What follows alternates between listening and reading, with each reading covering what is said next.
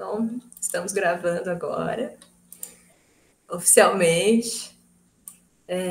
Bom, bem-vindas, né? Bem-vindos a todos que estão aqui assistindo a live. Hoje é dia 19 de setembro, uma quinta-feira, 7 da noite. Estamos eu e Ana Paula Prats, uma honra recebê-la aqui. E vamos começar nosso papo com a Liga, né? Mais um. E Ana, como é que você está chegando aqui hoje?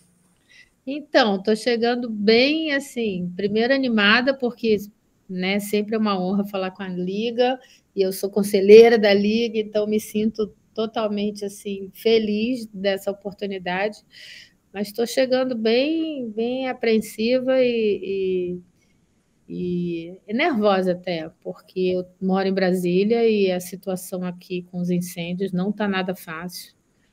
E eu estava até comentando, né, Marina, antes da gente começar a gravar, que é a primeira noite que eu entro na minha casa e no meu apartamento não tem cheiro de fumaça. Sim. Mas porque desde domingo está horrível aqui. Então isso tem me desesperado bastante. Compreensível. Não Ao é mesmo tempo que, não sei, para tentar tirar alguma coisa útil disso trazer a visibilidade para a questão climática, né? Enfim, é o que dá para fazer, talvez. exatamente, exatamente. E tudo que a gente sempre falou que ia acontecer, né, Uhum. está acontecendo agora. E o que me assusta bastante é isso, porque a gente sabia, né, de várias coisas que estão acontecendo, que iam acontecer, mas a gente não esperava que fosse para agora. Uhum. Então, eu tenho me assustado muito, porque várias desses fenômenos, desses eventos extremos que estão acontecendo, eu não esperava estar viva para ver. Eu esperava que fosse, né, bem mais adiante. E a gente está em 2024, né? Sim. Tudo já está acontecendo aqui agora. Muito, muito assustador e muito desesperador, porque tudo que a gente trabalha e acredita, por vezes eu sinto uma sensação de que a gente está enxugando o gelo, né? E quanto mais a gente trabalha e mais se esforça, parece que o gelo vai derretendo mais rápido, né? Quanto mais você enxuga, mais ele derrete. Mas é isso, a gente tem um monte de coisa para enfrentar aí e estamos trabalhando. Uhum. Justamente, vou até pegar esse gancho para fazer uma apresentaçãozinha básica da sua pessoa, que vai ser, bom, enfim, menos da metade do que você fez, porque senão não dá tempo de falar na live, mas para a gente conseguir se inspirar para, enfim, ter coragem de peitar essas coisas, né? Bom, a Ana ela é formada em Engenharia de Pesca, tem mestrado em Engenharia Ambiental pela USP, doutorado em Ecologia pela UNB, pós-doutorado em Psicossociologia de Comunidades e Ecologia Social pela UFRJ, é servidora pública federal há 30 anos e atua desde março de 2023 como diretora do Departamento de Oceano e Gestão Costeira da Secretaria de Mudança do Clima do Ministério do Meio Ambiente e Mudança do Clima. Além disso, ela é professora, orientadora de pós-graduação, membro da Comissão Mundial de Áreas Protegidas e, entre muitas outras coisas, como você mesmo já disse, ela também é conselheira da nossa liga, né? E, enfim, uma bio um pouco rapidinha, você pode ficar à vontade para complementar sua apresentação, se quiser falar alguma coisa que não tenha sido colocada, pode trazer também. Tá ótimo. Tá ótimo. Tá ótimo. Curta e simples, e você? Nossa, juro, eu lendo seu currículo, eu tava tipo assim, meu Deus, do que eu vou falar? Imagina, gente. É porque são muitos anos, né? Sim. Então, vocês estão agora começando, eu acho mó barato, tá todo mundo aí. Eu tenho o maior orgulho dessa mulherada da Liga, todo mundo super ativo e capaz e com garra e paixão, porque eu acho que principalmente o mais legal é isso, sabe? Uhum. Trabalhar com paixão, né? Ter amor pelo que a gente faz. Com certeza, faz toda a diferença, né? Levantar da cama pensando que já fazer um negócio que faz sentido é muito importante. Exatamente. Não, mas e hoje, além disso, eu estava ouvindo o podcast que você fez para o Papo de Bicho, se não me engano, descobri que você já trabalhou em CPI também, um monte de coisa mais. Meu Deus, tudo bem, vamos com o que a gente tem, né? Bom, Já.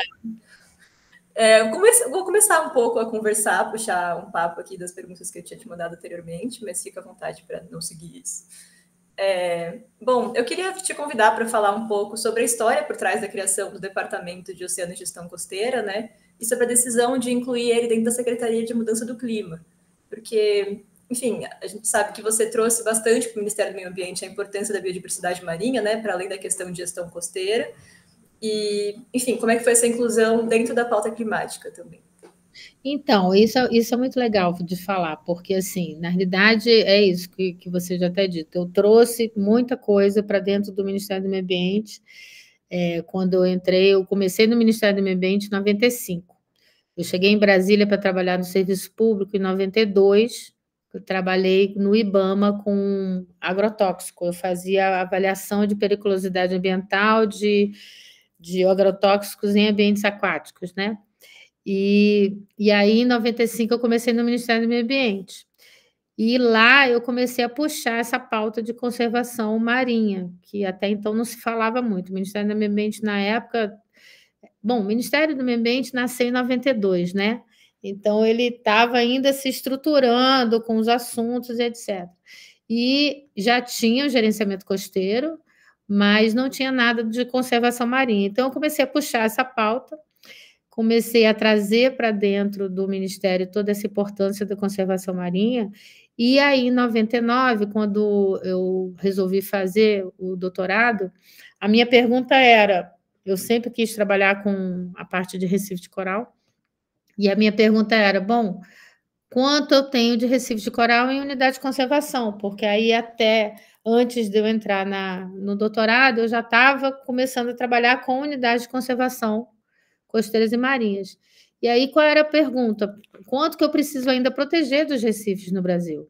E aí, o meu espanto foi que a gente nem tinha o mapeamento dos recifes de coral no Brasil, não tinha ainda esse cálculo de representatividade, o que estava dentro, o que estava fora, o que se precisava. E foi aí que eu comecei meu doutorado com esse tema. E primeiro, que era o tema da minha paixão, mas segundo, de trazer para dentro do Ministério essa pauta de Recife de Coral, né? Que vem a ser um dos primeiros ecossistemas, se não o primeiro, apontado por todas essas previsões de clima, como o primeiro ecossistema que pode ser extinto funcionalmente devido à mudança do clima. Então, desde aquela época que eu venho trabalhando com essa urgência pela conservação dos ambientes recifais, né? Em 97 já tinha tido um super workshop internacional no Brasil, falando dos recifes brasileiros, trazendo para o Brasil toda essa urgência também. E aí a gente foi montando dentro do Ministério do Meio Ambiente várias coisas que vieram, né, dessas sugestões desse workshop. Então a gente começou com um mapeamento. Então vamos mapear onde é que eles estão, como eles estão, quem eles são, né, o que comem, o que vestem. E começamos nesse projeto de mapeamento com a professora Beatriz Padovani, que aí foi minha co-orientadora, o meu orientador na época, o Braulio Dias, que já trabalhava comigo no Ministério do Meio Ambiente, depois ele foi ser secretário geral da Convenção de Biodiversidade.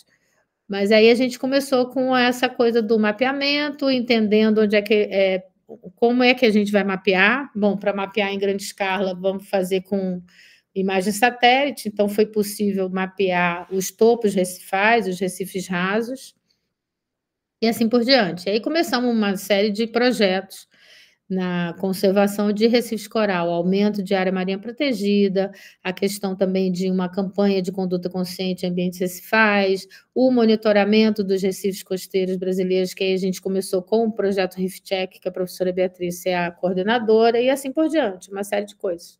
E aí eu fui trazendo todas essas ações para dentro do Ministério. Só que aí várias coisas foram acontecendo ao mesmo tempo, né? Então, quando eu terminei o doutorado, assim que eu terminei, as coincidências da vida, eu defendi em agosto, em setembro era o concurso do Ministério do Meio Ambiente para ser efetivada, né? Porque até então eu era contratada, depois eu fui temporária e etc. Então, eu já fiz o concurso, já entrei, já comecei de novo os trabalhos todos, e aí, um pouco tempo depois, fui chamada para ser diretora de áreas protegidas. Exatamente porque a gente precisava aumentar o número de áreas marinhas protegidas no Brasil e tal. Não foi uma época fácil, a gente não conseguiu avançar muito, fizemos vários estudos e possibilidades, mas não foi uma época muito fácil. Depois eu saí, fui fazer o meu pós-doc, né, para olhar mais para populações, mas aí, isso já estou encurtando aí muito da história.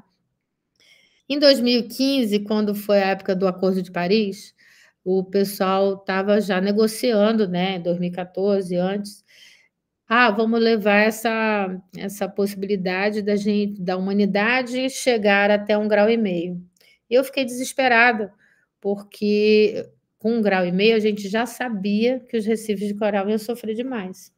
Então, dentro do próprio Ministério do Meio Ambiente, era aquela coisa de eu conseguir falar com o pessoal que trabalhava com mudança do clima, porque tinha uma secretaria na época de mudança do clima. E, mas é isso que dá para negociar e etc. E assim foi negociado o acordo e tal. Enfim, dando um pulo, em 2017, 2018, eu já estava como diretora de ecossistemas. Foi quando a gente criou as grandes áreas, né? São Pedro, São Paulo, Trindade, Martim Vaz, reconhecemos os maiores sítios Ramsar, que são os sítios regionais, fizemos o reconhecimento do sítio dos manguezais, né? Que são a maior área contínua do Brasil.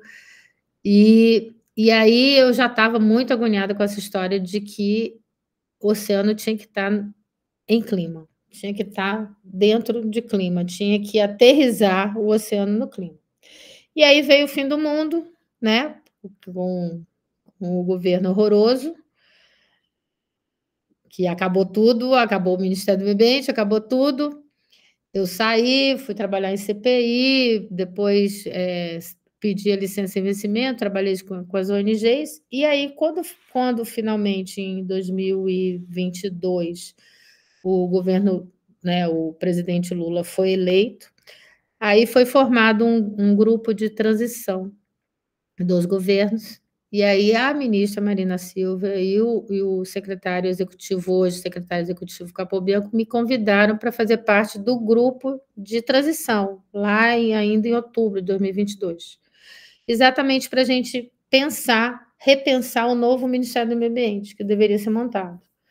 Então, foi aí que eu fiz a proposta. Eu falei, então, vamos fazer agora, finalmente, uma diretoria de oceano, juntando conservação e gerenciamento costeiro, mas dentro de mudança do clima, porque a gente precisa ancorar essa ideia de que o oceano é o maior regulador climático do planeta e a gente, para resgatar a nossa saúde, a gente precisa resgatar a saúde do oceano.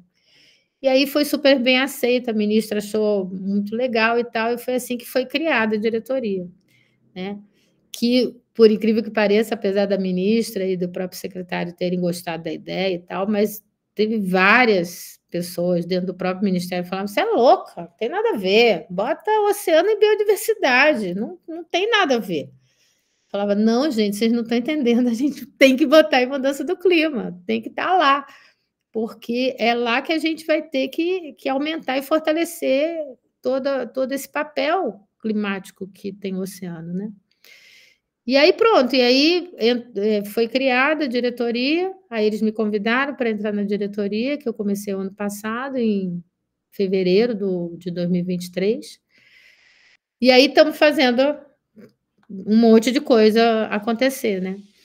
E é muito interessante isso, porque até hoje a gente ainda enfrenta essas coisas de mas precisa falar que o oceano é o regulador climático? Precisa fortalecer? Precisa.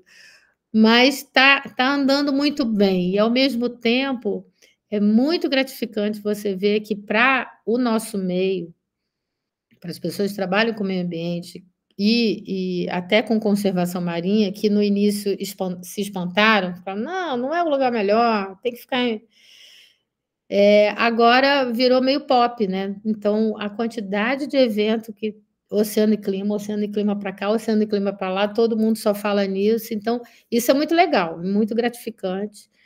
E está sendo muito gratificante a gente ter avançado tanto do ano passado para cá. É 1 ano e 8 meses de governo e eu acho que já fez bastante coisa. Apesar de não ter feito tudo que precisa, mas eu acho que a gente já deu vários passos aí muito legais, sabe? Com certeza. Nossa, você tá 1 ano e meio, né, nessa posição também, já deu para fazer um monte de coisa, assim, você vai ver o que o departamento já fez, ainda mais com essas questões internas de conflito para conseguir avançar também, mas que bom que agora está tendo mais aderência das pessoas do próprio Ministério também, no entendimento do oceano como, enfim, parte importante, né, no combate às mudanças climáticas. E também, enfim, parte marinha e costeira, não só no combate, mas como na mitigação dos efeitos também, né? Enfim, Exatamente. muitas relações aí. Mas a partir desse negócio que você falou de muitas coisas que já fizemos, eu queria saber, enfim, as principais conquistas do departamento até o momento e as ambições para o futuro e desafios que você está vendo aí nos próximos anos. Então, aí o que a gente fez? Desde o ano passado para cá, bom, quais são as nossas prioridades? O que a gente vai trabalhar, né, nesse grande tema? E aí a gente colocou várias prioridades desde o ano passado, no iniciozinho, que eram, principalmente, eu falava, bom, gente, descarbonizar é preciso, a gente tem que descarbonizar, acontece que não da maneira que está sendo feito, porque a gente já estava vendo todo esse movimento de, por exemplo, eólicas offshore, aquele monte de projetos sendo pedidos um em cima do outro e tudo no oceano, né? Ao mesmo tempo, as possibilidades aí futuras de mineração marinha, porque para descarbonizar eu preciso ter metais para as baterias de hidrelétrica, das eólicas, dos carros elétricos, e aí a mineração vai ter que acontecer. Eu falei, bom, então a primeira coisa que a gente tem que focar vai ser no planejamento espacial marinho. A segunda coisa é resgatar o gerenciamento costeiro que tinha sido completamente destruído nos 4 anos passados. Para você ter uma ideia, o único comitê que tinha sido destruído e não foi reconstruído no âmbito da CIRM, que é a Comissão Interministerial de Recursos do Mar, tinha sido o gerenciamento costeiro. Então, a gente recriou o gerenciamento costeiro no passado, começamos a trabalhar fortemente com a questão do planejamento espacial marinho. Eu trouxe a professora Marinês Scherer para trabalhar com a gente, né, uma das mais especialistas no assunto. Então, ela veio para ser coordenadora geral disso. E aí a gente começou a avançar fortemente com essas duas frentes. Por outro lado, a gente também priorizou trabalhos com os principais ecossistemas mais vulneráveis, e aí volta os recifes de coral e os manguezais, que aí com isso a gente está fazendo várias estratégias, né? Conseguimos já a aprovação do programa Pro Manguezal pelo governo Lula, foi no dia 5 de junho, foi um super ganho. Estamos fechando agora, já está para ser publicada a portaria com um plano de ação do que vai ser feito, e já estamos captando recurso. Para Recife de Coral, a gente começou a montar a estratégia, mas aí veio o grande evento de branqueamento, então a gente deu uma recuada para conseguir apoiar que os projetos de monitoramento que já existem no Brasil não tivessem descontinuidade nesse período de branqueamento, então a gente fez uma grande força-tarefa para isso e deu certo, e aí conseguimos com o banco, o BNDES, abrir um edital para corais, então estamos avançando nisso. E, por outro lado, a gente queria também diminuir as principais fontes maiores de poluição, né? E aí resgatamos o grupo de avaliação de petróleo e gás, que tinha sido desfeito também. Estamos trabalhando fortemente numa estratégia nacional de enfrentamento ao plástico no oceano. E, bom, a questão do PEN, né, que o planejamento mexe com tudo isso, e também trabalhando com o pessoal da Secretaria de Qualidade Ambiental na questão de saneamento e recuperação também de bacias hidrográficas. E o grande mote da Secretaria da Mudança do Clima, que aí por isso é muito legal a gente estar lá dentro, é fazer o Plano Clima novo, né?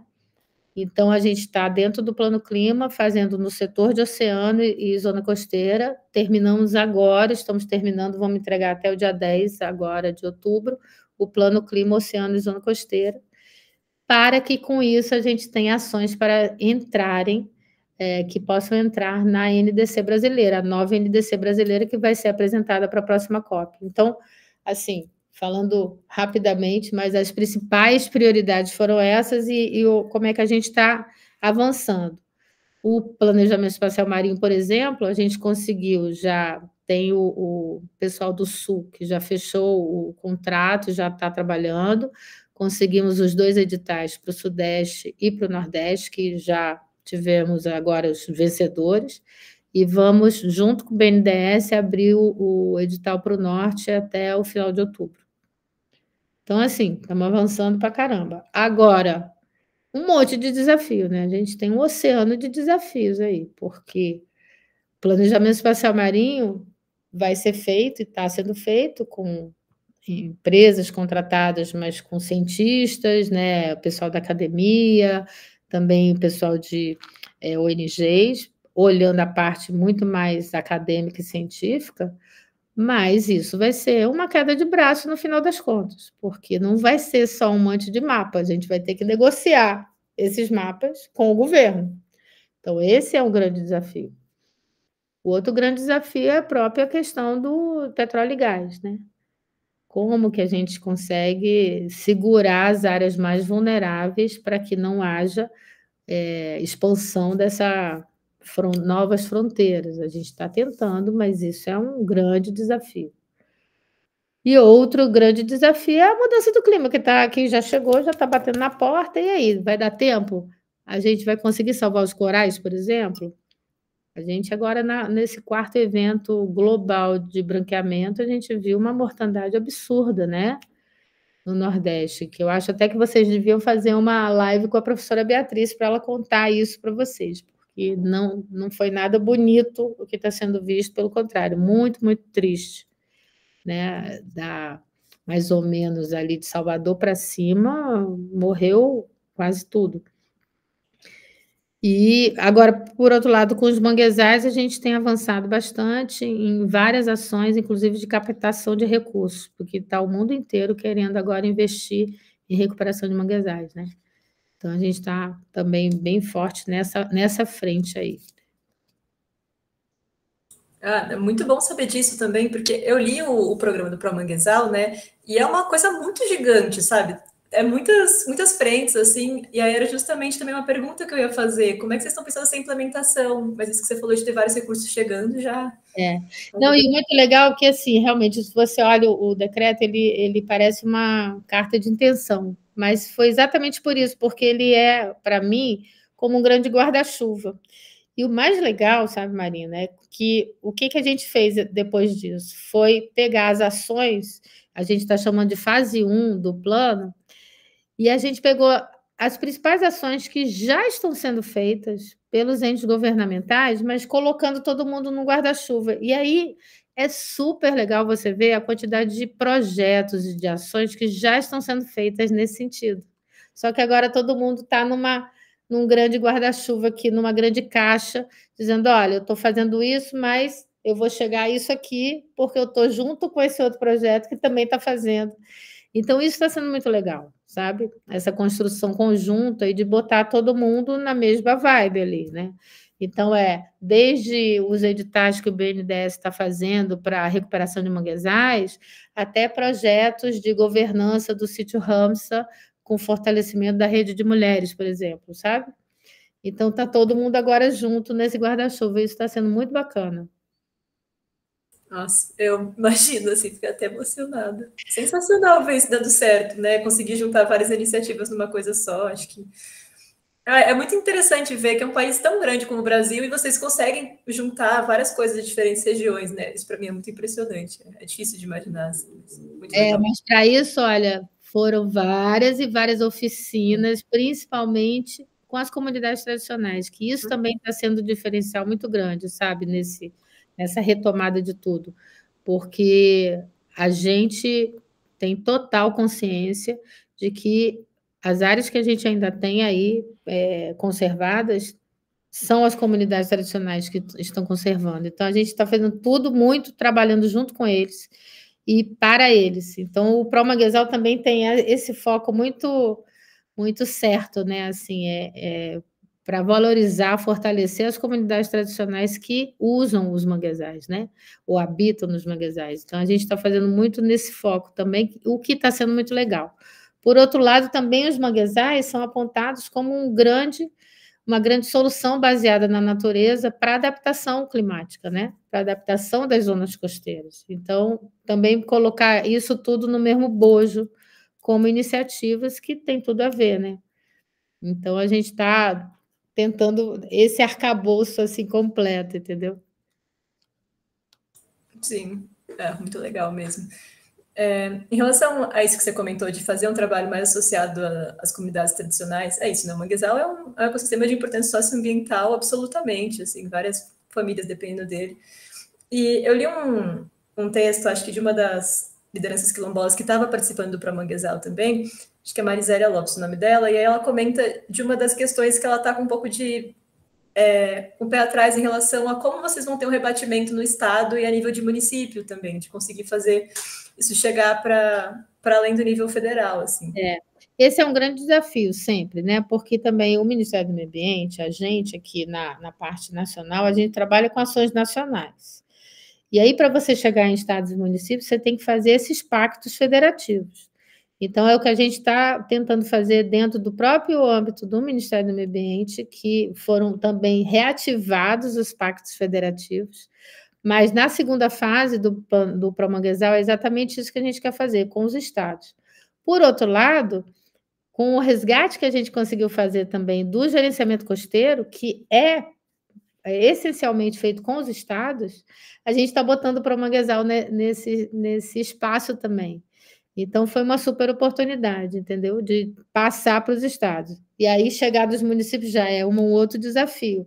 Mas eu acredito que, exatamente por a gente estar em todas essas frentes, trabalhando com as mesmas prioridades, porque isso é uma coisa que eu estou fazendo muita questão, assim, as prioridades que a gente está trabalhando no gerenciamento costeiro tem a ver com as prioridades do Plano Clima, tem a ver com as prioridades do Promanguezal e assim por diante, para as coisas se casarem e a gente poder alavancar e fortalecer essas ações, principalmente aí contando com os estados de gerenciamento costeiro e agora com os municípios também no resgate do projeto Orla, que também o projeto Orla não tinha sido desfeito, mas o Ministério do Meio Ambiente tinha se retirado.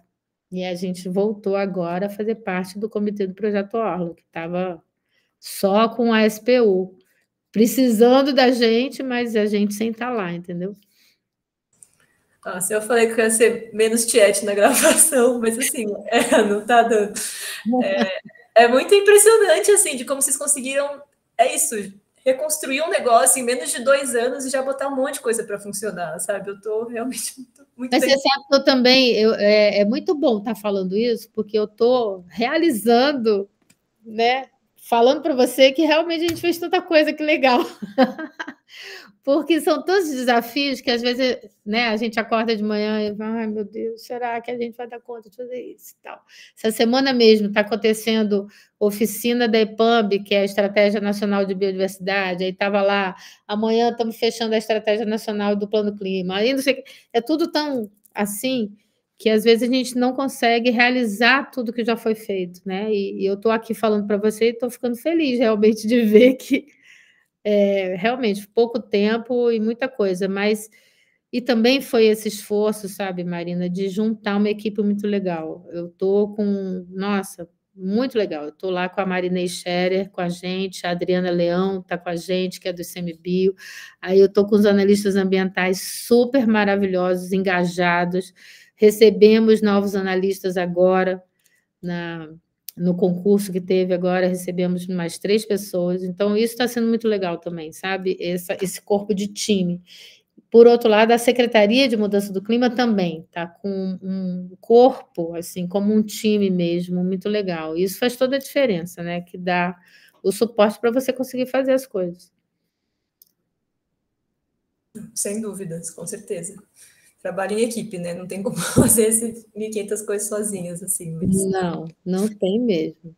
é E isso. contando com os parceiros, né? Então, a própria Leandra da Liga é parceira nossa, a professora Beatriz sempre continua sendo a minha grande parceira.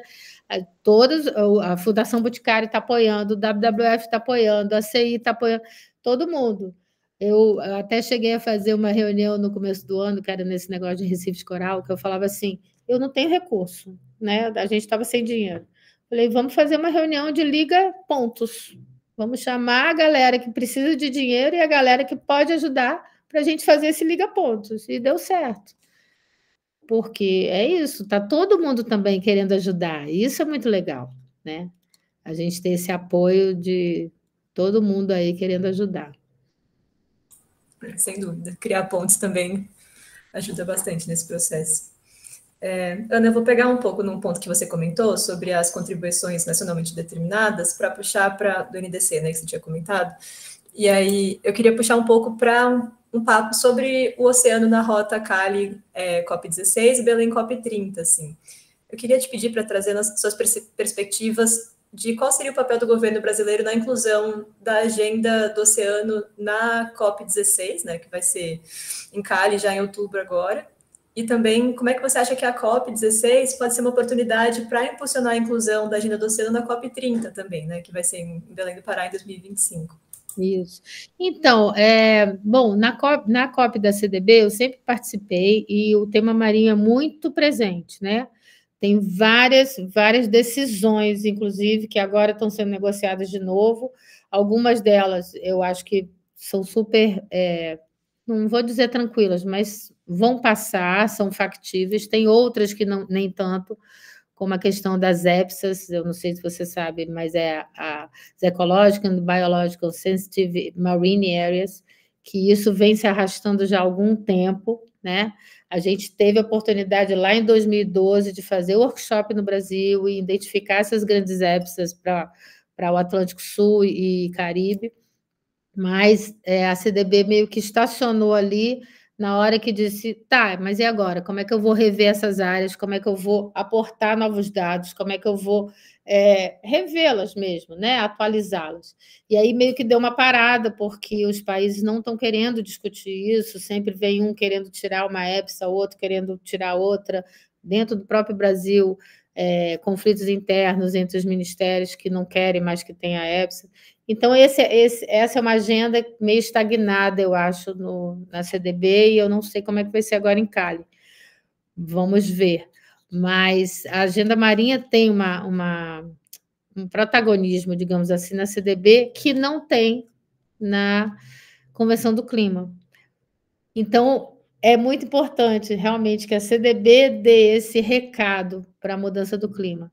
Por outro lado, na mudança do clima, de Glasgow para cá, foi que o oceano realmente ancorou ali dentro da questão das negociações, mas nem tanto. Então, o ano passado, na COP de Dubai, a gente conseguiu ali encaixar no Global Stock Take, que é quando os países têm que relatar o que estão fazendo, a questão de oceano e zona costeira. E a ideia agora é que nessas novas NDCs, cada vez mais a gente tem ações baseadas no oceano, né? Que vai ser levada para a COP30. Os países têm que apresentar as novas NDCs até fevereiro do ano que vem, para serem apresentadas lá na COP30 aqui no Brasil.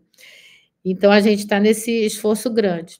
E aí, o que a gente fez muito, que tem a ver com COP16, mas também com COP30, foi que, isso é uma coisa que eu esqueci de contar também, que é outro feito muito legal. A gente conseguiu botar na presidência do Brasil, no G20, o tema oceano.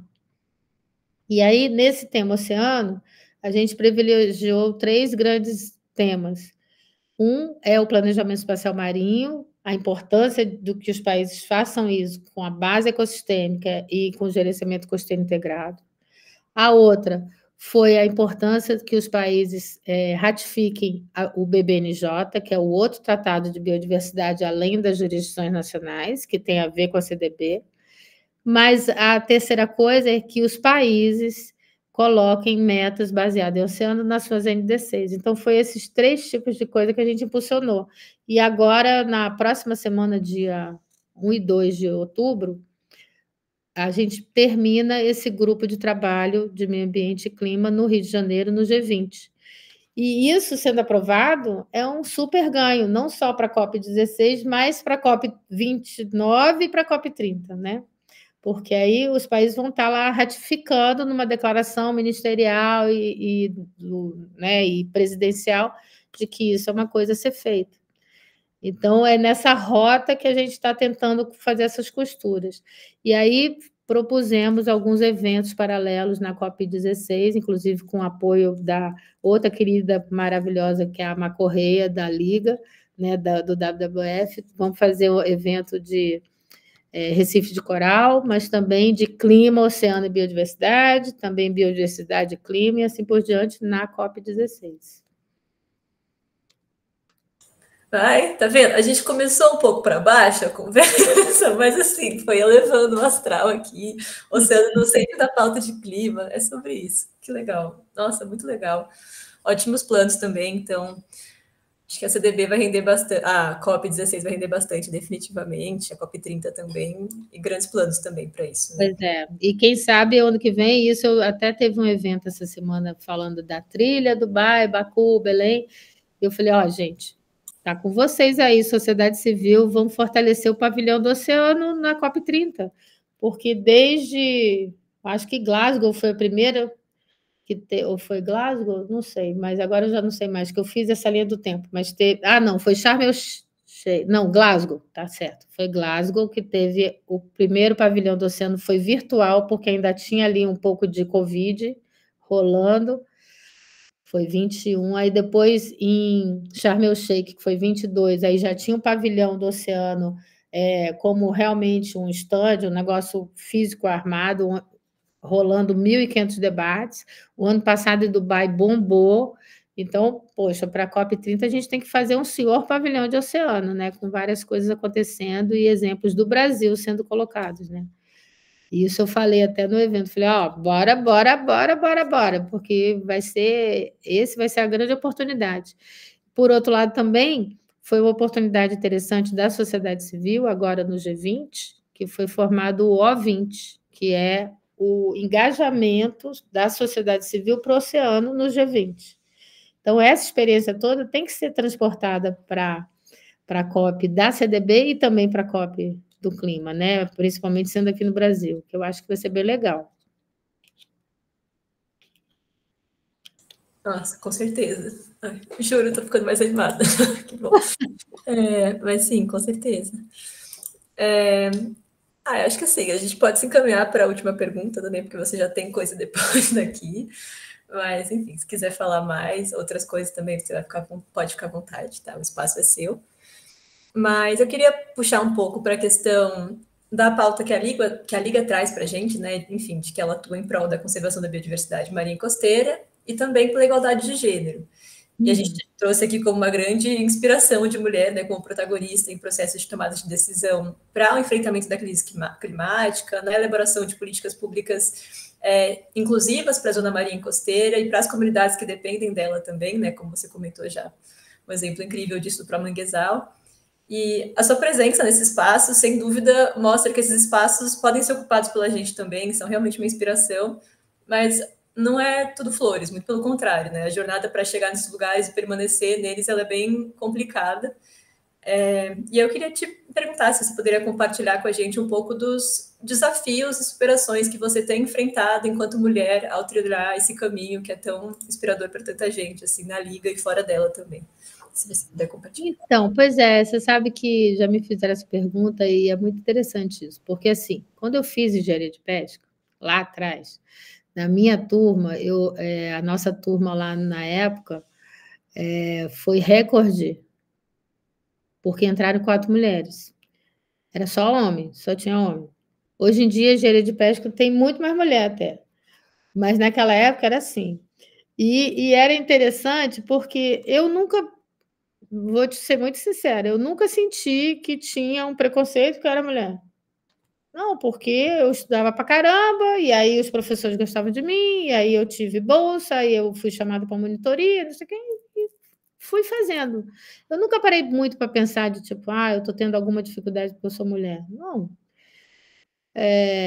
Tinha assédio, né? Tinha assédio de até professores, mas também coisas de embarcação, né? Porque aí eu embarcava, então tinha assédio, mas naquela época ali, a gente encarava como, tá, é um assédio, você se defende e acabou, entendeu? Foi passando os anos, aí você vai sentindo realmente, porque aí vai caindo a ficha de que, na realidade, tem várias coisas que você sofre porque é mulher. Mas foi caindo a ficha muito depois, sabe? Tipo, pô, quantas e quantas mil vezes em reuniões você fala uma coisa e aí as pessoas ouvem, mas aí um homem que está do seu lado fala a mesma coisa, aí todo mundo, nossa, é mesmo. Aí você fala, ah, tá. Aí eu ficava, não, será que eu falei uma palavra errada? Será que não entenderam? Será que é porque eu sou baixinha? E aí você começa a se tocar, não, é porque você é mulher. E é realmente incomoda.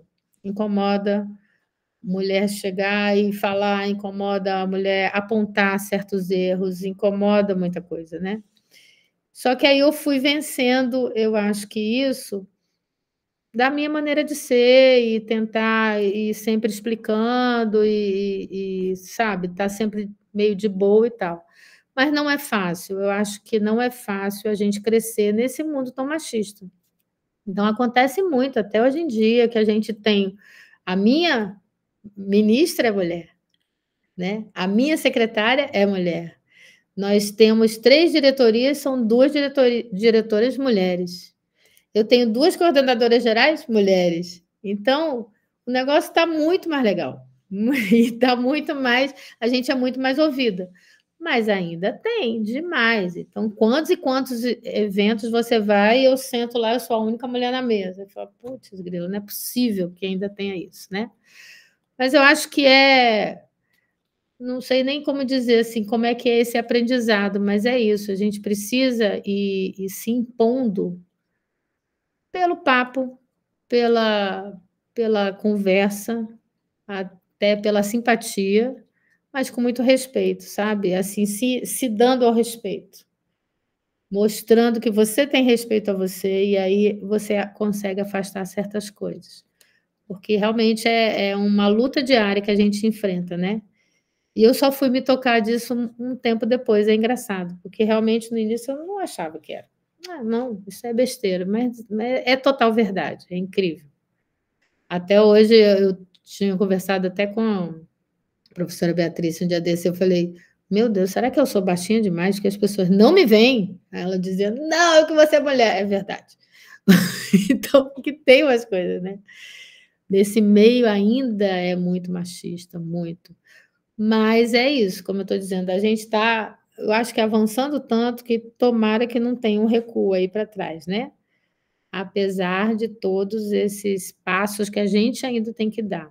E aí me apavora muito, não queria fechar a entrevista com coisa ruim, mas me apavora muito a gente ver tudo que está acontecendo na política, né? Com essa extrema-direita conservadora, a passos largos, né? A cidade de São Paulo, pelo amor de Deus. Então, assim, se acontecerem certas coisas, eu não gosto nem de falar, mas isso me apavorou demais, porque é um conservadorismo absurdo, onde o papel da mulher vai ser cada vez pior. Então, a gente tem que lutar muito contra isso, sabe? Votar em mulher, colocar as mulheres em situação de poder, valorizar a mulher, chamar para eventos mulheres, para, sabe, a gente ir ocupando esse espaço cada vez mais. Não, sem dúvida. Eu acho que de algumas coisas que você comentou, né, em relação a isso de você pegar para si, né, você achar que a culpa é sua, de que as pessoas não estão te ouvindo porque você não está conseguindo comunicar aquilo de uma forma que você gostaria. E aí é muito bom conseguir botar aquele filtro e falar, não, tem uma questão de gênero aí que está muito pulsante, claramente não é minha culpa, então é uma coisa que a gente tem que trabalhar constantemente, né, porque é fácil cair nisso de, eu não comuniquei bem, sei lá. Mas ao mesmo tempo é muito violento, né? Olhar para trás e perceber que essas coisas aconteceram por causa disso, ou identificar violências em lugares que você via com naturalidade, né? Então, enfim, é muito complicado, mas ao mesmo tempo, que bom que a gente consegue se fortalecer a partir disso também, né? Eu acho que até você comentou desse perigo da Prefeitura de São Paulo, que é um fenômeno que está no Brasil todo, claramente também, é uma forma da gente tentar se fortalecer na luta ainda mais, né? Com certeza, com certeza. Eu fico bem apavorada quando eu vejo essas coisas, mas é isso, a gente tem que se fortalecer cada vez mais nessa luta, porque é impressionante também, né? Como tem essa resistência, que é isso, a gente olha e fala, Poxa, tem uma ministra mulher, tem uma secretária mulher, a gente está ocupando. Tem poucas mulheres ainda nos ministérios, tem poucas mulheres nas áreas de poder, mas a gente está.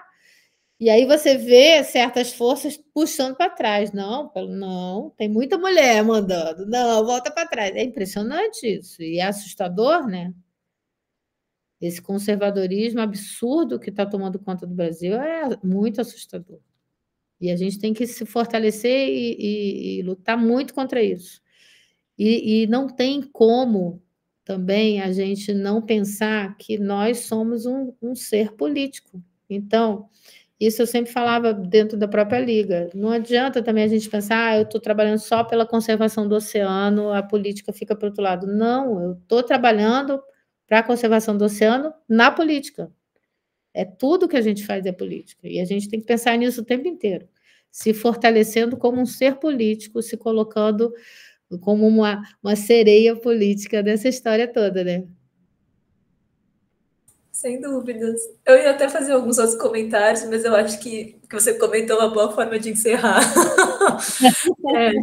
É isso, assim, muita coisa difícil acontecendo, mas a forma é se fortalecer, ver as pessoas que estão ali compartilhando essas dores e, enfim, delícias de ser mulher se colocando frente a questões de injustiça climática, ambiental, e conseguir avançar a partir disso, né? Acho que Exatamente. é aí mesmo. Mas é uma questão que você comentou também. Ah, não consigo. Eu falei que eu ia deixar acabar por isso, mas não consigo. Um negócio que você comentou, eu acho que eu sou muito enviesada, assim, por estar na liga e por ter várias referências de mulheres dentro, tipo, de estudos da zona marinha e costeira, assim, cientistas mesmo, eu vejo muito mais mulheres trabalhando com isso. E aí, você comentando agora e perceber que não tem uma correspondência disso nos órgãos políticos é uma coisa que dá uma, vou falar chocada, né? Porque a gente está acostumado a esperar o pior, mas enfim, dá uma balada também. Então, Mas é isso, eu acho que a gente tem que se fortalecer cada vez mais e uma puxar a outra, sabe? Nessa coisa mesmo do. E encantar pelo canto da sereia, né? Que não é aquele canto da sereia para seduzir e matar, mas pelo contrário, para encantar realmente e trazer para o nosso lado, né? tem que seduzir e neutralizar, às vezes pode ser útil também, né? Também, total. Justíssimo. Ana, muito obrigada por estar aqui, por compartilhar sua trajetória e todas Imagina, super legal. Tava ansiosa por essa oportunidade aí de estar de novo falando com vocês. Bom, vão ter muitas outras, com certeza. Quando você quiser, é isso, a porta está aberta, definitivamente. Muito legal, Marina. E super legal te conhecer, viu? Muito legal. A gente chegou a trabalhar, estava na secretaria executiva do diagnóstico marinho costeiro, aí eu ficava te mandando e-mail, só que era e-mail anônimo, aí eu ficava assim, ai, não vai. Mas enfim. Falar nisso, tá para sair. Cadê o documento final? Tá para sair? Tá para sair, tá nas últimas já. Então, agora, tá bom? Tá Obrigada. De novo, vou parar a gravação agora também, peraí. Muito grande, muito bom, viu? Muito bom, muito bom, muito bom. E vamos nessa.